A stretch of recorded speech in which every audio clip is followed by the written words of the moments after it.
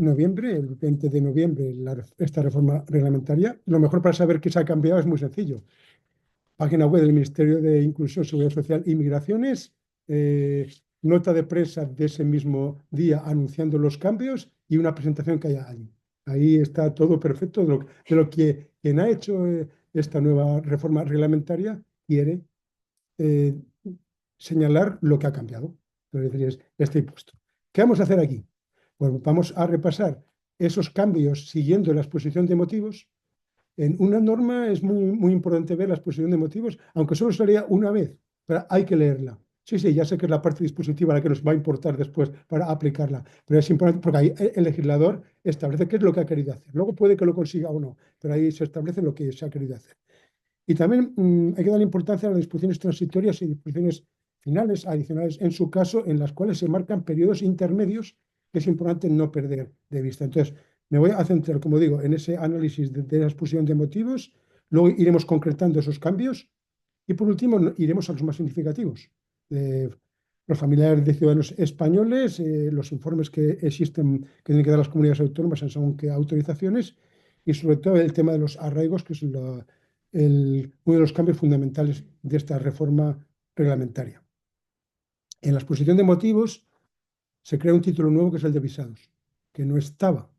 Entonces, ahora que los visados están recogidos en un solo título en todos los artículos seguidos, creo que puede ser una buena cuestión para valorar qué es lo que tienes que hacer cuando estás fuera de España y tienes que dirigirte a nuestras oficinas consulares. Otras personas opinan que no les gusta nada porque antes en cada autorización venía el visado y ahora tienen que ir a un título aparte. Somos sobre gustos, no hay nada escrito. Lo que es importante es el cambio, que es lo que me estoy ahora remitiendo a relataros, y es ese. Hay un título específico de visados. Eh, Luego, el tema de la estancia por estudios. Hay algunos cambios significativos. Se intenta acotar muy bien qué es una estancia por estudios. Se intenta que no vengan menores a determinados estudios, salvo que vayan por razones humanitarias o de otro tipo. Se intenta aclarar todas las tipologías de los estudios y, por supuesto, que sean instituciones reconocidas y registradas. Se añade una cosa que se quitó en 2022. Hago un paréntesis, ha habido un par de reformas desde 2011 que se publica este Real Decreto 557, que estará en vigor hasta el 19 de mayo, una en 2021 para el tema de los menores no acompañados y otra en 2022.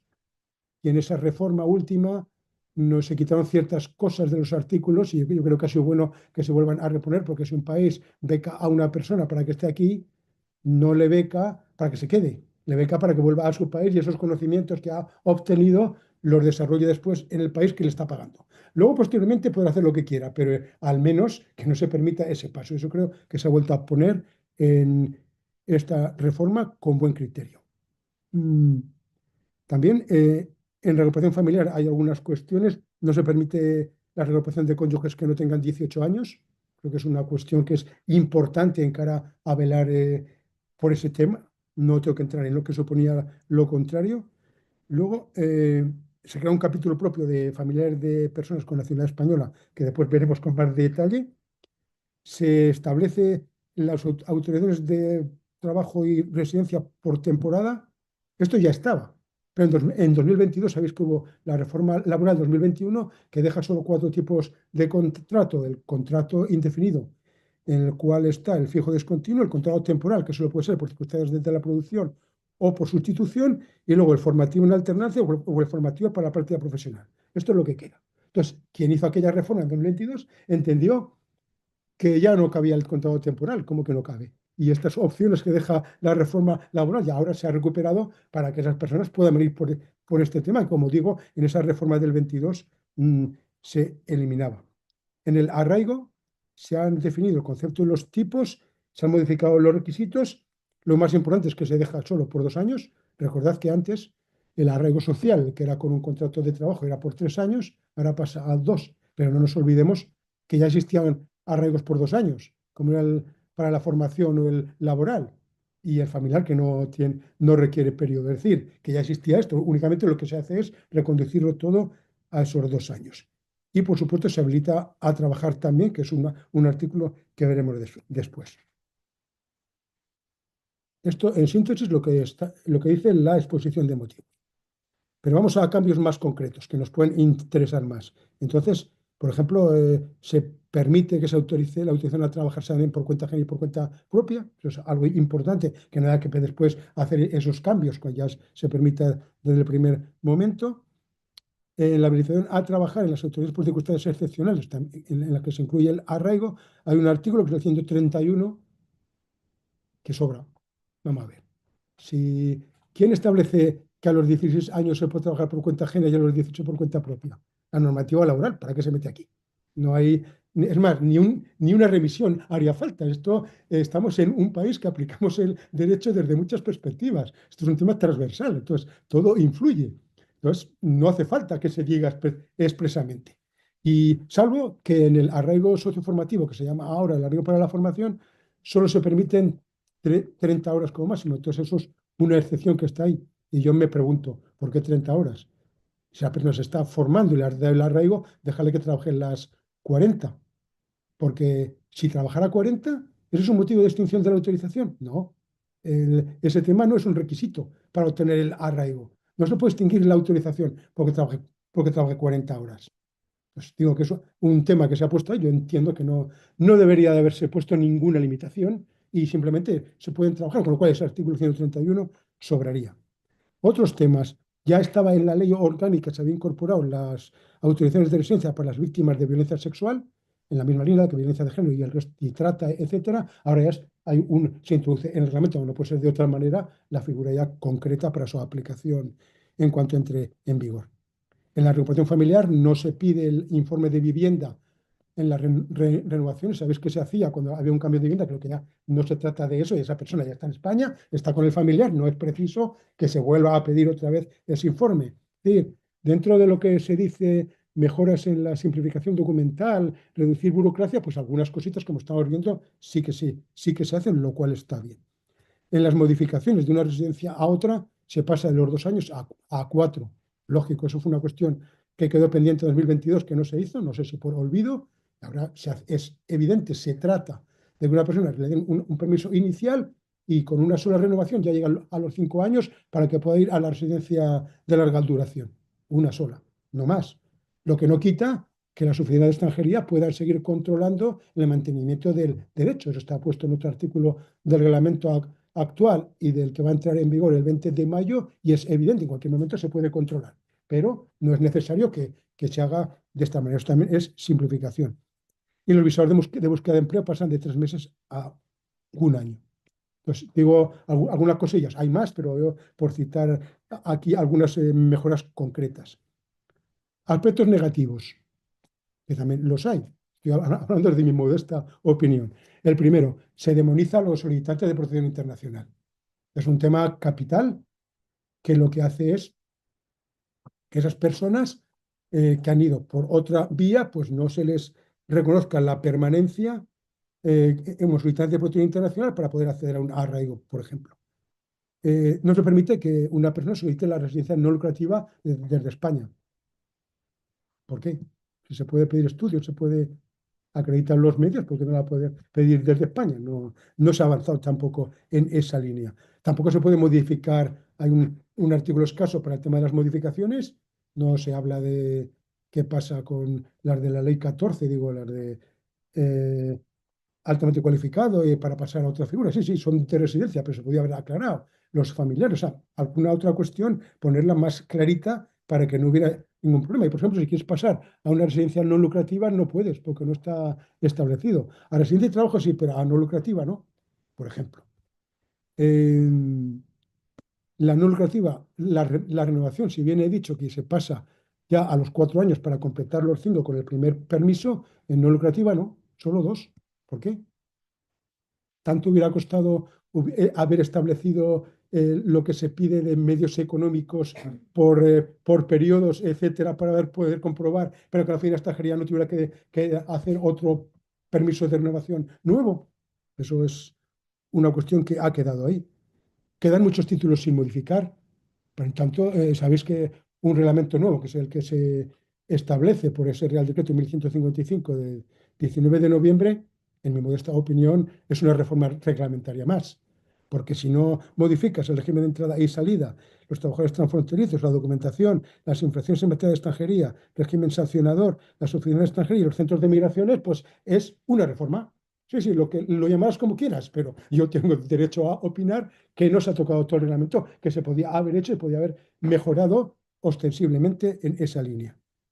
Y si para conceder un arraigo necesitas en social con un contrato, bueno, ahora se llama sociolaboral, con un contrato necesitas ir a los requisitos que establece eh, los artículos correspondientes a un cuenta ajena, pues evidentemente, y es que mira, la solvencia de la empresa, pues no está reduciendo documentalmente nada, estás llevándole a otro tipo de documental que no haría ninguna falta. Digo por eso que se ha reducido, se ha simplificado algo y dos temas vitales. Primero, cuando una persona sale fuera y no puede estar documentada porque no se le ha terminado de la renovación, no tiene la tarjeta, está en periodo de que se la entreguen, etcétera, se fijó para eso la autorización de regreso. En teoría no debía ser así, debía ser que no hiciera falta, sino que al pasar por la frontera automáticamente se determinará si está o no en condiciones de entrar en nuestro país. Pero con independencia de eso, al menos la autorización de regreso por la telemática permite que la hagan las oficinas de extranjería, haz cosas de manera que se pueda mejorar. Y la asignación de NIE exactamente igual. Si el NIE solamente es un numerito para que esa persona pueda alquilar una casa o pueda comprar un coche, es decir, estas cuestiones que estamos en el siglo XXI y se podían haber desarrollado. Y después, claro, se ha eliminado las prestaciones transnacionales de servicios. Por favor.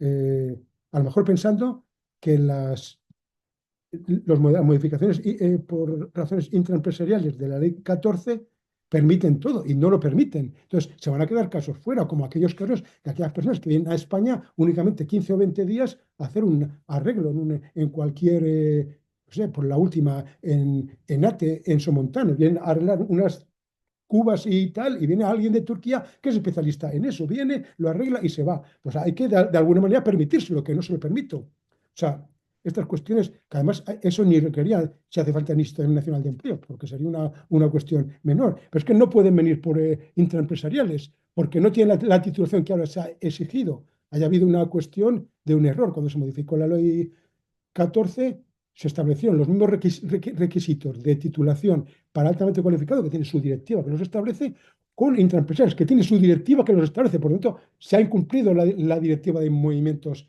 intraempresariales porque se les exige lo mismo, pero que en algún momento puedan cambiar la ley para rectificar ese punto.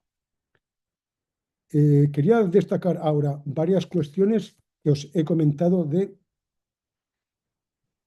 que son cambios y creo que es importante que nos detengamos un poquito. Por ejemplo, familiares de personas con nacionalidad española. Esto funciona de la siguiente manera. Las directivas, el Tribunal de Justicia de la Unión Europea ya hacía años que nos venían diciendo que cuando se tratara de familiares de nuestros nacionales, no fuéramos por la normativa europea establecida al efecto, sobre todo en la Directiva 2004/38, que establece la libre circulación. Quedamos en 2018 dos países, República Checa y nosotros.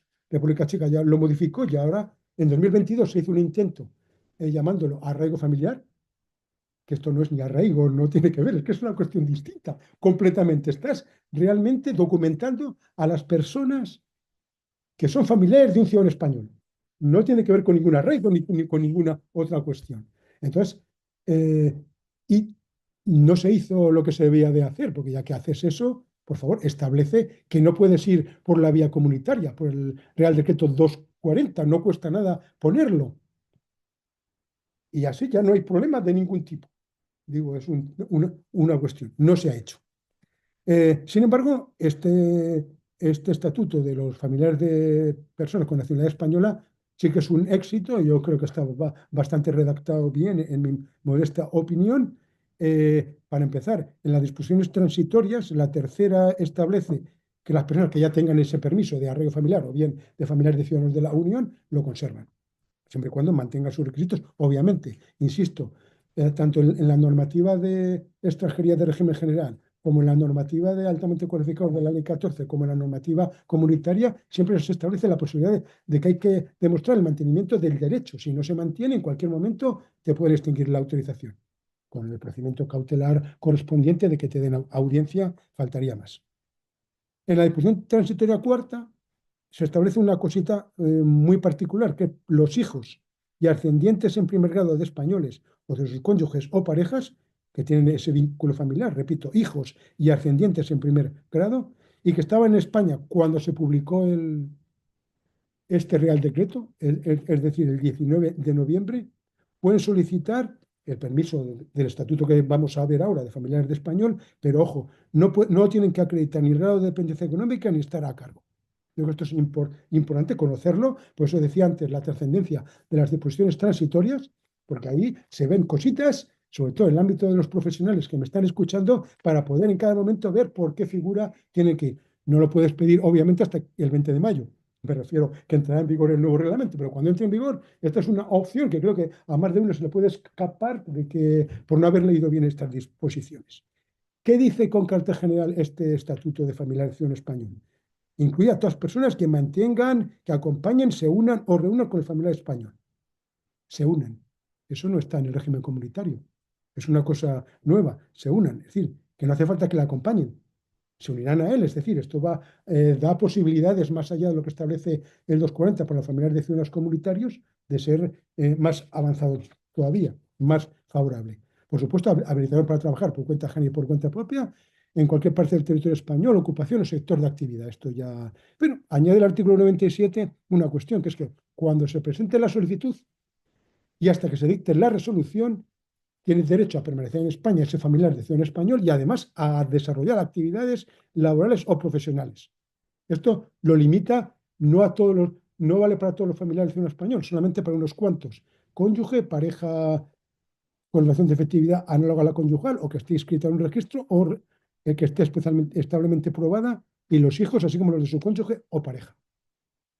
Esto no vale para los ascendientes. Lo digo, pero está ahí. Yo creo que está bastante bien acotado que en estos supuestos esa persona ya en cuanto venga, ahora un ciudadano belga que viene a España, automáticamente viene hoy, esta tarde ya se pone a trabajar. No tiene ningún problema. Se trata de que los familiares de español en esta línea puedan tener esta posibilidad. Solo hay una salvedad. Claro, si yo he presentado una solicitud con este señor, con Sergio, que somos pareja, pero evidentemente Sergio ni es español ni nada que se le parece, la oficina de extranjería cuando le llegue denegará.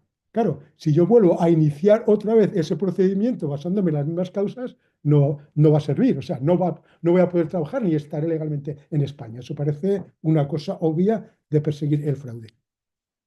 Luego hay un tema fundamental que también se hace en el arraigo, por fin ya se van recogiendo lo que establece la normativa europea y el Tribunal de Justicia de la Unión Europea en el tema de las denegaciones que son por razones de orden público, seguridad o salud pública, que es lo fundamental. Y cuando esa persona constituye una amenaza real y suficiente, no en cualquier caso. Entonces, esto es un tema que ya se adapta aquí al Estatuto de Familiar de Español, con lo cual, aunque haya sentencias anteriores, pues habrá que valorarlas. Pero no para todos. Aquí también se vuelve a hacer una excepción. Solo las parejas debidamente probadas, cuando son parejas debidamente probadas, familiares que realizan cuidados, hijos o hijas, cuyo padre o madre hubiera sido español de origen y otro familiar que tiene que estar a cargo, en este caso no. En este caso tiene que presentar y no tiene que tener antecedentes penales. Hace una distinción. Lo que es la familia nuclear sí que entiende que sí que se puede determinar si realmente hay razones de orden público, seguridad o salud pública, y en los otros casos, si hay antecedentes penales, no se puede dar. Esto va al hilo del artículo 31.5 de la Ley Orgánica, que establece que debe carecer de antecedentes penales. Pero no nos tomemos esto como un axioma, porque hay que poner en sintonía con la normativa comunitaria. Como saben ustedes, como sabéis, están por encima de lo que se establezca en la normativa nacional. Por tanto, hay que matizar, de ahí que se haya incorporado lo que comentaba de valorar esa conducta si realmente supone una amenaza real actual y suficientemente grave para denegar la autorización. Un tema que tampoco estaba regulado y el arraigo familiar de la reforma del 22 no lo tenía en cuenta es el mantenimiento.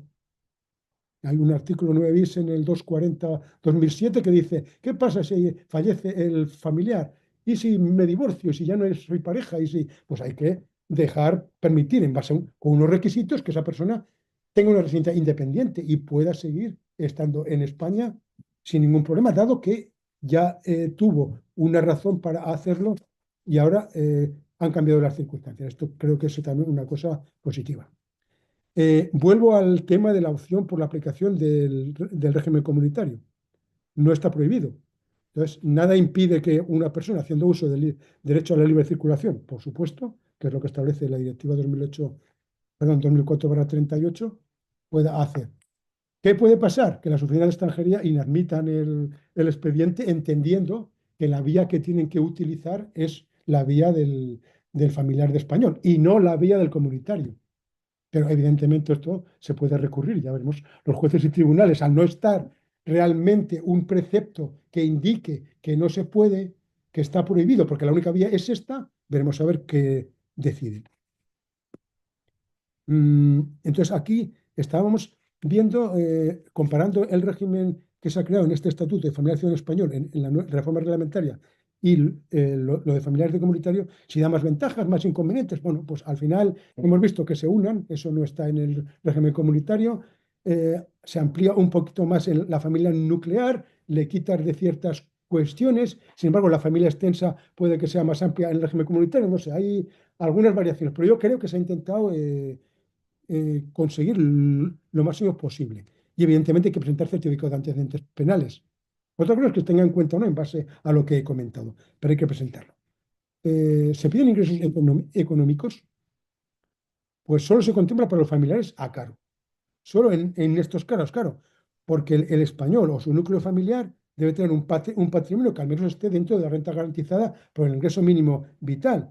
Porque si está por debajo, se sitúa en los umbrales de la pobreza y sabéis que la normativa comunitaria siempre es muy limitativa en estos supuestos para que las personas que no tengan un cierto nivel de recursos accedan a las autorizaciones correspondientes. Entonces, eso sí que está ahí.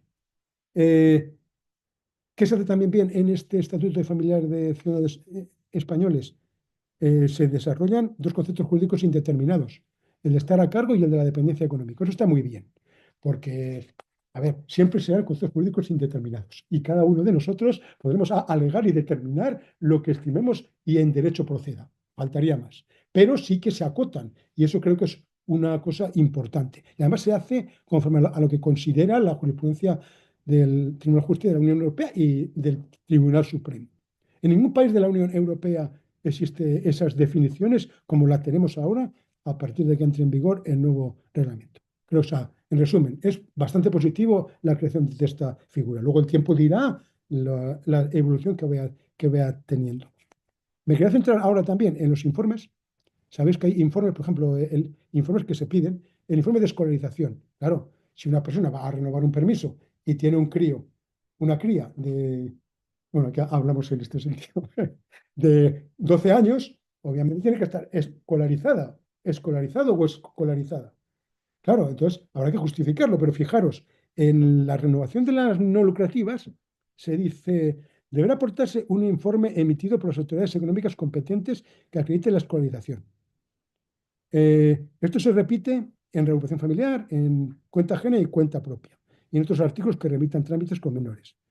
Sin embargo, en un artículo que es el 163, que habla de la residencia del menor acompañado no nacido en España, dispone, cuando los menores se encuentran en edad de escolarización, se deberá acreditar que se encuentra matriculado en un centro de enseñanza oficial autorizado. Distinción, informe de escolarización o que se encuentre matriculado. Lo sencillo, que demuestre por cualquier medio de prueba que está matriculado, un informe, un certificado del colegio. Y nada más que poner a las comunidades autónomas a hacer un informe sobre este tema cuando el colegio le puede acreditar que está, ¿lo veis? Pues es una cuestión que se debía de haber armonizado la redacción para figurar en todas partes lo más correcto, que es lo que estoy comentando ahora. Otro informe, el informe del esfuerzo de integración. Este deriva de la ley orgánica y supone, cuando vas a renovar y te falta algún requisito, con ese informe de los organismos de la competente de la comunidad autónoma, de que realmente esa persona ha participado en acciones formativas, en los valores estatutarios de la comunidad, en los de la Unión Europea, derechos humanos, leo para que no me deje ninguno, por temas de la democracia, la tolerancia, en fin, que ha hecho alguna de estas cuestiones, evidentemente se le otorga ese informe y ese informe puede servir para eso. En el arraigo social se incorpora este informe del esfuerzo de integración. Sin embargo, en el arraigo socioformativo sigue figurando como de integración social. Bueno, cambio de denominación, pero queremos decir lo mismo. Esa es la cuestión. Más cosas. Modificaciones. Claro, esto es ser prácticos. Si tú ahora pides un arraigo para la formación que se denomina ahora, cuando esté en vigor el nuevo reglamento, puedes modificar. Entonces, el artículo 191 del nuevo reglamento establece que si no lleva residiendo al menos un año, puede ser el caso. Te acaban de conceder el arraigo para la formación y en mayo presentas una modificación a un permiso de residencia y trabajo por cuenta ajena. No llevas un año, se te aplican todos los condicionantes de un cuenta ajena, incluida la Situación Nacional de Empleo, ¿vale? Pero puedes cambiar, puedes modificar. Que al menos llevas un año y es un permiso que permitía trabajar, entonces pasas a una autorización que es por 4 años. No se te exige en la Situación Nacional de Empleo, sino solo las condiciones, los requisitos de una renovación. Que llevas un año, pero la autorización que tenías no autorizaba a trabajar, pues entonces no se aplica la Situación Nacional de Empleo, pero necesitas todos los requisitos de un cuenta ajena inicial y la autorización es por un año. Esto es el resumen, el 191. Y las solicitudes la pueden presentar tanto el empleador como la persona extranjera residente en España. Un tema, esto es lo que establece ese artículo 191 de modificaciones. Creo que es aprovechable para si tienes un permiso de otro tipo que no te permite trabajar, como es el arraigo para la formación actual, puedas modificar, siempre cuando tengas un contrato, que cumplas con esos requisitos. Y si no está la ocupación en el catálogo de difícil cobertura, pues podrás ir al Servicio Autonómico de Empleo para que te acredite la inexistencia de demandantes. Y aquí voy a la Situación Nacional de Empleo, que sigue siendo capital en esta reforma reglamentaria como lo era hasta ahora. Si en nuestro mercado de trabajo hay demandantes suficientes, pues de lo que se trata es de que no vengan más personas. Y si no los hay, que sí que vengan. Eso lo regula el catálogo de ocupaciones de difícil cobertura, pero claro, ese catálogo que en los años Jesús Blanca se acordará, en 2006, 2007 era un catálogo amplio, había médicos, había todo tipo de personas que hacían falta. Ahora, sin embargo, se reduce en el catálogo que se ha aprobado ahora para el primer trimestre de este año, porque el tercer y cuarto trimestre de 2024 no hubo catálogo, con lo cual, si no hay catálogo, no se podía aplicar incluso lo que voy a decir ahora. Deportista profesional, entrenador deportivo, 10 y tantas de la marina mercante y 7 de la construcción, gruista y tal, pero muy específicas. Eso es lo que hay. Cuando hay otras muchas ocupaciones, sectores de la construcción, de los cuidados y tal, que no hay demandantes y que debían incorporarse. Ahí habrá que haber un cambio en la elaboración de este catálogo para que realmente recoja las ocupaciones en las que no hay demandantes. En el tema del arraigo, la modificación fundamental que decía antes, que era la demonización de los solicitantes de protección internacional, aquí, pues claro, habrá que distinguir entre aquellos ciudadanos que quieran solicitar arraigo y tengan relación con la protección internacional o los que no la tengan. Los que no la tengan, pues el arraigo laboral ha quedado en lo que ha quedado después de la última sentencia de enero, pero en realidad, enero del 24, pero en realidad ya está, porque la directiva europea es muy clara al respecto de lo que se puede y de lo que no se puede hacer, y después del craso error cometido en esa reforma de 2022, en la cual se dijo que tenía que ser situación irregular. Irregular. Un solicitante de asilo no está en situación irregular. Y dos, que los 6 meses cotizados deben ser como regulares. El solicitante de asilo no está regular tampoco. O sea, no sé, eso no era un tiro en el pie. Eran, Poirot diría que 2 tiros en los pies en cada uno. A ver, entonces no tiene mucho sentido. Entonces, ahora seguimos con esa normativa en vigor. Entonces, digo, las personas que no tienen ninguna relación con la protección internacional, pues bueno, podrán pedir, como digo, podrán pedir ahora una autorización que a lo mejor ahora pueden y después no. O sea, eso es ¿por qué no van a poder después? Porque, por ejemplo, el arraigo para la formación ahora es muy amplio y el arraigo socioformativo de la nueva reforma restringe mucho más. Digo, por ejemplo, entonces se tratará de aprovechar esa cuestión, como estoy comentando. Y aquí el tema fundamental de esa sentencia 414 de enero del 24, que lo que hacía era establecer lo que la directiva de 2000, la 32 de 2013 establece muy claramente, con independencia de que se haya o no traspuesto en España, que no se ha traspuesto, y con el tema de la eficacia vertical de las directivas, para cuando no se transponen en este tema. Y aquí, si me permitís, un paréntesis de dos cuestiones. Como no sé quién está al otro lado y tal, dos cuestiones muy sencillas, que son, primero, en España hay una pirámide normativa que establece que primero está la Constitución, luego están las leyes, que pueden ser orgánicas o no, eso es la materia, pero no que una ley orgánica esté por encima de una ley que no lo sea, como ya conocemos todos. Los reglamentos, digo, los leyes, pueden ser decretos leyes o puede ser todo tipo de legislación positiva. Esa es la pirámide. Es decir, que si un reglamento va en contra de la ley, es un reglamento contra la EGM y ya se encarga el Supremo de hacer lo que tenga que hacer en su momento. Estamos aquí en la Facultad de Derecho. Estas cosas creo que tienen que quedar claras. De la misma manera, en la normativa europea, los reglamentos son directamente aplicables y luego están las directivas que se han de transponer. Digo así en síntesis. Claro, pero hay un reglamento de mayo bueno, muchos, del Pacto de la Migración que salió en mayo-junio de 2024 y un reglamento que se ocupa de este tema que es de mayo del 24 y se aplica directamente. Pero no ahora, cuando pasen los 2 años. Lo digo porque esa directiva eh, la de 2013, la 32 de 2013, sigue en vigor y seguirá en vigor hasta mayo de 2026. Lo digo para que nos situemos perfectamente lo que está o no en vigor. Y esa directiva lo que establece es que cuando una persona está solicitante de protección internacional, no puede facilitarse ningún tipo de autorización de residencia. Ninguno. A pesar de que hubo una nota en 2020 que incompatibilizaba el arraigo social con los... En fin, vamos a ser serios. Por favor, no se puede. Ahora bien, cuando esa persona deja de ser solicitante de protección internacional, ya esta directiva no se aplica. Olvidémonos, o sea, ya puede optar a lo que quiera. Y luego el legislador nacional podrá establecerle los requisitos, los mecanismos que estime oportunos. Y la ley orgánica, en el artículo 31.3, establece que se podrá crear unas figuras de arraigo que luego se desarrollan reglamentariamente, es decir, libertad absoluta. Entonces, en esa sentencia se establecía, para mí está limitándose, que ese periodo que había estado la persona como solicitante de protección internacional no se computaba.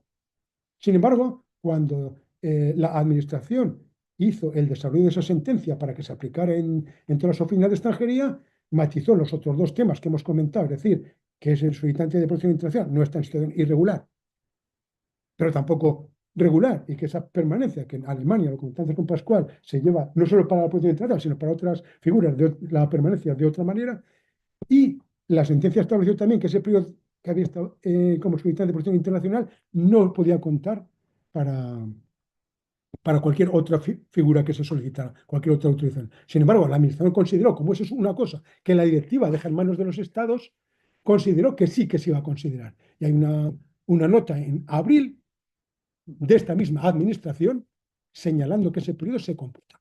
Y se sigue haciendo y se está computando. Es decir, una persona solicita protección internacional, se la deniegan, no recurre, deviene firme o bien desiste del recurso o desiste de la propia solicitud de protección internacional y automáticamente puede ir a la red siempre y cuando lleve los 2 años para la formación o los 3 para arraigo social, dependiendo, porque ahora no está en vigor todavía esta reforma, que no estamos a 20 de mayo. ¿De acuerdo?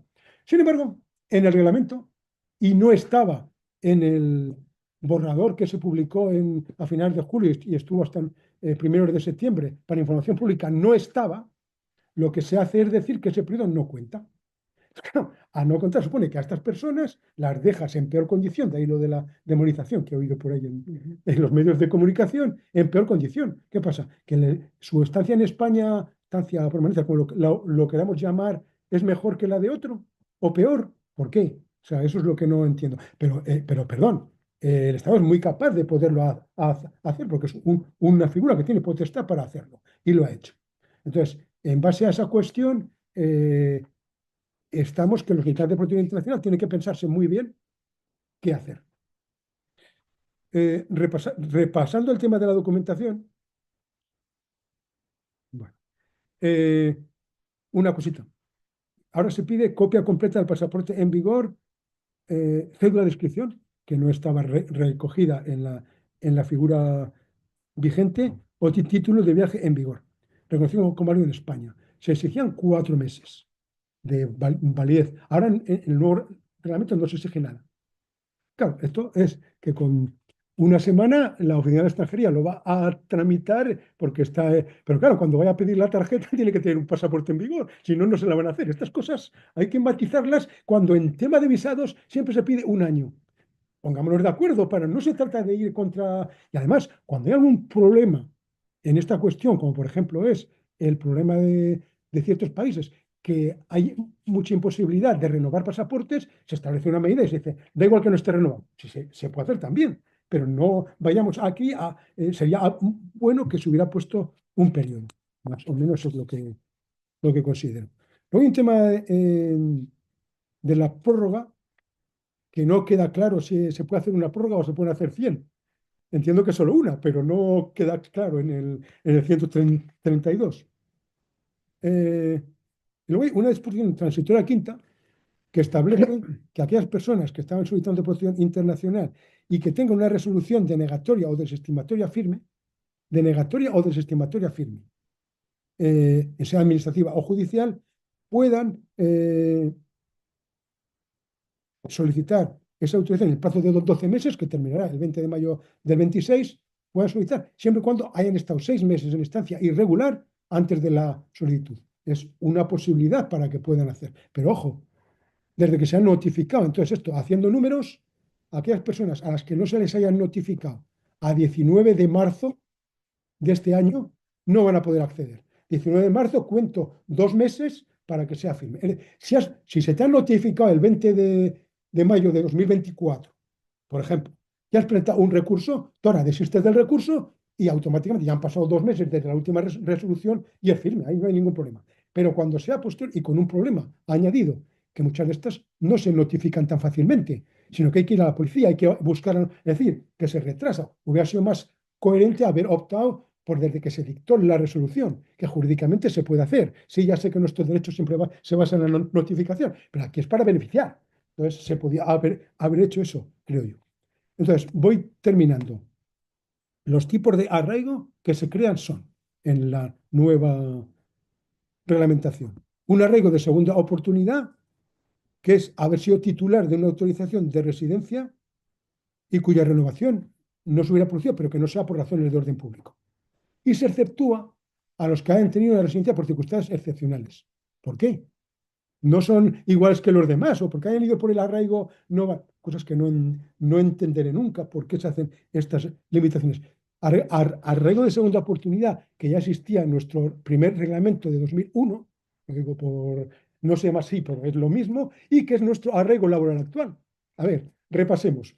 Persona que está ahora en estancia irregular, este que tenía una cuenta ajena, pero se lo hemos denegado, está denegado, ¿vale? Está en estancia irregular. Dos, que haya cotizado 6 meses, claro, cuando estaba como estancia regular, ha cotizado 6 meses, ya existe. O sea, nuestro arraigo laboral se llama arraigo para la segunda oportunidad. Arraigo sociolaboral, que es el arraigo laboral, perdón, el arraigo social actual con contrato, que es lo que le está hablando aquí. Contrato que lo que se exige es el salario mínimo en proporción y que no sea inferior a 20 horas. Es decir, pues ya sabéis, van a aparecer los contratos instrumentales. Yo te pago por un contrato que me lo haces por razones de la producción o por la cuestión que sea, que se ajusta a la normativa laboral y cuando ya me han concedido, dejo de estar contigo y me voy a otro porque ya tengo un permiso por un año. Perdón, digo que esto es muy fácil de ver, pero yo lo veo. Arraigo social, tercer tipo. Eh, Segunda oportunidad sociolaboral, arraigo social. Entraba antes dentro del arraigo social, o bien con vínculos familiares con personas extranjeras, o bien cuando hay un informe en el que se valora el esfuerzo de integración. Y por último, el arraigo socioformativo, en el cual es para la formación de nuevos que se crean, segunda oportunidad sociolaboral, social y socioformativo, y me queda el último, que es el arraigo familiar. Arraigo familiar ha quedado ahora para familiares de miembros de la Unión Europea. Esto ya se venía haciendo administrativamente por un criterio de 2010, creo que es, y ahora ya queda reflejado aquí, con lo cual está muy bien. Es decir, padre, madre o tutor de un menor nacional de un Estado miembro de la Unión Europea, Espacio Económico Europeo o Suiza, puede ir por esta vía. O también aquella persona que apoye a una persona con discapacidad que sea nacional de un Estado miembro de la UE, Espacio Económico Europeo o de Suiza, siempre que sea su familiar. Esto son las 5 figuras que quedan. Se piden 2 años menos para el arraigo familiar, que no hace falta aportar ningún periodo como estamos comentando. Entonces, quería señalar el arraigo laboral como tal, con ese nombre, desaparece, y ahora me quería referir, para ir terminando, a un tema importante, que es que hay un artículo en la Ley Orgánica, que es el 68, Ley Orgánica 4/2000, que dice, 68.3, con carácter previo a la concesión de autorizaciones por arraigo, las comunidades autónomas, o en su caso los ayuntamientos, emitirán un informe sobre la integración social del extranjero cuyo domicilio habitual se encuentra en su territorio. Insisto, para todos los arraigos, la comunidad autónoma debe emitir un informe.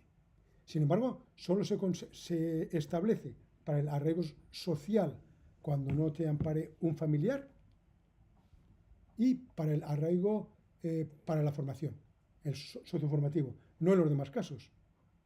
¿Qué les decía antes de que un reglamento no puede ir contra la ley? Es que ya pasaba eso en los anteriores. Perdón, yo estoy aplicando lo que dice la normativa. Eso hay que fijarse muy bien para aplicar primero la ley y que es preceptivo ese informe. Con lo cual, si se hubiera creado una sola figura de arraigo, una sola, sí, por distintas condicionantes, el familiar es segunda oportunidad, lo que queráis, pero una sola, conceptuada como una autorización para búsqueda de empleo, te dan 1 año, o sea, tú empiezas a trabajar y tal, no hay que revisar ninguna otra cuestión más. Sí, si vas con contrato, perfecto, con contrato, pero nada más, y de esa manera se hubiera avanzado, porque cuentas con lo principal para el arraigo, como dice el Supremo, es que esa persona está enraizada en el territorio en materia física, con personas, con amigos, estas cuestiones que se buscan y que es el objetivo último de la Ley Orgánica 4/2000 para la integración social de los inmigrantes. Como digo, con eso hubiera bastado, pero ese informe vital para que estuviera operativo. Termino. Por tanto, en conclusión, se aborda una reforma reglamentaria. Hay muchos aspectos positivos. Destacar ese estatuto de familiar, de español, el tema de los estudios, que se ha pormenorizado bastante bien, el tema de crear figuras distintas y matizar y simplificar, incluso ir a los 4 años después de la primera renovación. Es decir, hay unas cuestiones importantes que se han hecho. Otras, como he abordado, que no se han hecho. Me fastidian especialmente que se han quitado los transnacionales cuando no molestaban y podían estar ahí, y amparan a muchas autorizaciones que ahora no van a poder ampararse. Y sobre todo, una cuestión importante era el que desapareciera la bicefalia administrativa. Es decir, que las oficinas de extranjería no dependieran de un ministerio orgánico, el de política territorial y las delegaciones del gobierno, y otros 2 funcionales, el de inclusión, seguridad social y migraciones, y el de interior, sino que dependieran de un solo ministerio, como pasa en todas las demás ramas. ¿Vosotros pensáis que el Instituto Nacional de la Seguridad Social depende también de la política territorial y dependa por citar, o la agencia tributaria o el SEPE? No, digo por citar. ¿A que no lo veis? Pues esto es igual, y se ha perdido una oportunidad importante, además es por reglamento, por lo que se debe de hacer para equiparar ese tema en una sola dependencia, y de esta manera que pudiera funcionar bastante mejor. Entonces, esto es un resumen. En realidad lo que tenemos que hacer es aprovechar las mejoras que se han hecho y luego luchar en todo aquello que no se ha podido conseguir para que en una posterior reforma se pueda hacer. Gracias.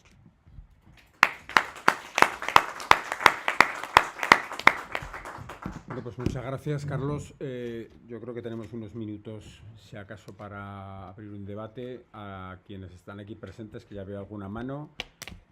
Carolina sigue estando todavía conectada, ¿verdad?